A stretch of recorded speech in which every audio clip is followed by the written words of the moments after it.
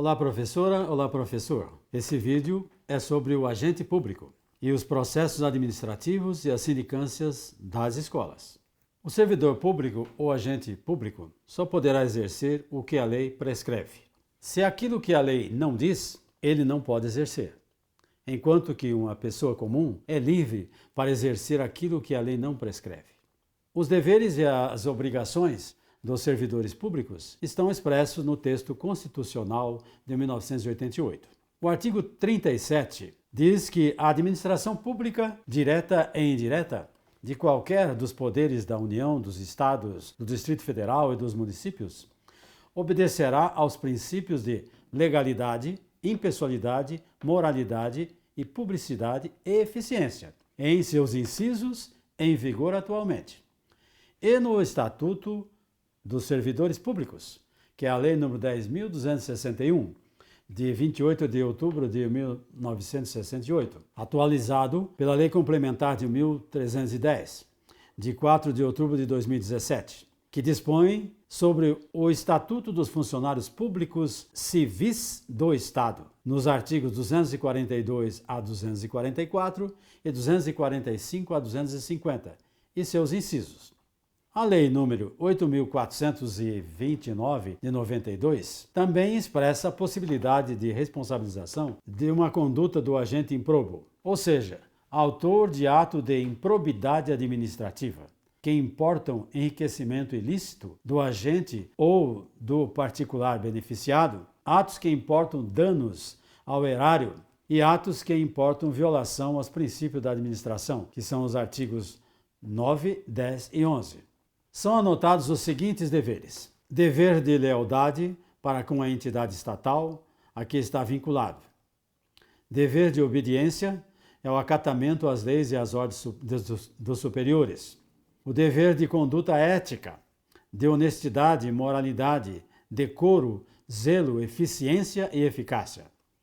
Exercer os limites das atribuições ou desviar-se das suas finalidades constitui abuso do poder e, consequentemente, prática de ato ilícito. O poder administrativo é conferido à autoridade para remover interesses particulares que se opõem ao interesse público.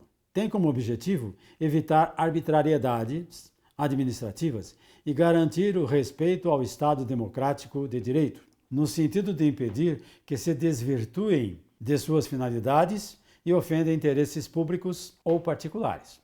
A atuação do servidor público, junto aos cidadãos, pode e deve ter esse poder a ele outorgado, por lei, desde que o uso do poder seja lícito e não ocorram abusos. Cada agente que se torna omisso em determinadas situações que exigem sua atuação caracterizará abuso de poder, sendo tal agente responsabilizado civilmente, em virtude de danos decorrentes da omissão ilegal. O servidor público, para ter uma perfeição no seu cargo, não basta ter somente o atributo da eficiência, mas deve estar sempre se complementando com outro dever, como o da probidade, no qual o seu desempenho estará sempre pautado pela ética, pela honestidade e a boa-fé, do qual se interliga com o princípio da moralidade administrativa.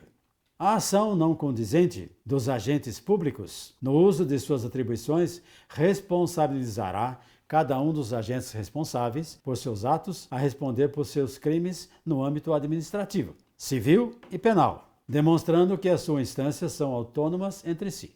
A prática do ato ilícito pelo agente público no exercício de suas funções pode ensejar a responsabilização criminal, civil e administrativa. Entre os fatos que podem gerar processos administrativos nas escolas, podemos citar: em relação à APM, usar os recursos da APM de forma indevida, receber contribuições sem emitir recibos, ficar com cheques da APM assinados em branco, depositar valores da APM em contas bancárias particulares, deixar de convocar a Assembleia Geral para a eleição do Conselho Deliberativo, rasurar ou falsificar notas fiscais, irregularidades nas prestações de conta, gastar as verbas destinadas à APM sem consultar o conselho de escola, apresentar descuido nos procedimentos das licitações, desviar verbas públicas não atendendo à destinação prescrita, comercializar material da APM sem anuência do Conselho de Escola, desrespeitar a anterioridade e publicidade para convocações das reuniões. Assim, a Constituição Federal de 88, no artigo 37, parágrafo 6º, nos diz que as pessoas jurídicas de direito público e as de direito privado, prestadoras de serviços públicos, responderão pelos danos que seus agentes, nessa qualidade, causarem a terceiros, assegurando o direito de regresso contra o responsável nos casos de dolo ou de culpa. O servidor responde civil e penal e administrativamente pelo exercício irregular de suas atribuições, que é o artigo 121 e o seu caput. A responsabilidade civil decorre de ato omisso ou comissivo, doloso ou culposo, que resulte prejuízo ao erário ou a terceiros, que é o artigo 122. A responsabilidade administrativa resulta de ato comissivo ou omissivo, praticado no desempenho do cargo ou função, que é o artigo 124. Em relação à vida profissional da escola, quanto às dificuldades de relacionamento na escola, tais como falta de urbanidade, autoritarismo, arbitrariedade, parcialmente desvio de função, agressão a menor, descumprimento do horário, acúmulo ilegal, aplicação de punição sem dar o direito de defesa, incorreções nas convocações do Conselho de Escola, deixar de presidir reuniões de escola, apresentações de incorreções em atas de reuniões que deverão ser elaboradas durante as reuniões e assinadas no ato pelos presentes, incorreções em falha de pagamento. A presença de vendedores no recinto da escola também gera processos administrativos, como também ceder o prédio escolar sem observar as exigências da Lei 3.730 de 1983 e a Resolução 229 de 1995.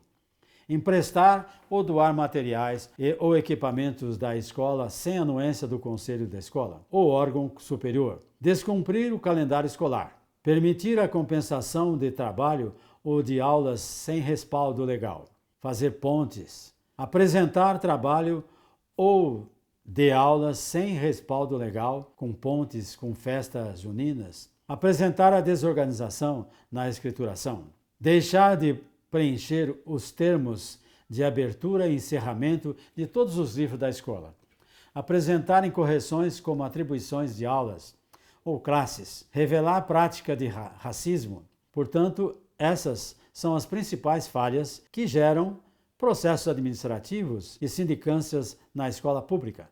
O agente público, para ter uma perfeição no seu cargo, não basta ter somente o atributo da eficiência, como eu disse anteriormente, mas deve estar sempre complementando com outro dever, como o da probidade, no qual o seu desempenho estará sempre pautado pela ética, honestidade e boa-fé, do qual se interliga com o princípio da moralidade administrativa. A ação não condizente dos agentes públicos no uso das suas atribuições responsabilizará cada um dos seus agentes responsáveis pelos seus atos a responder por seus crimes no âmbito administrativo, civil e penal, demonstrando que as suas instâncias são autônomas entre si. A prática de ato ilícito pelo agente público no exercício das suas funções pode ensejar a responsabilização civil, criminal e administrativa.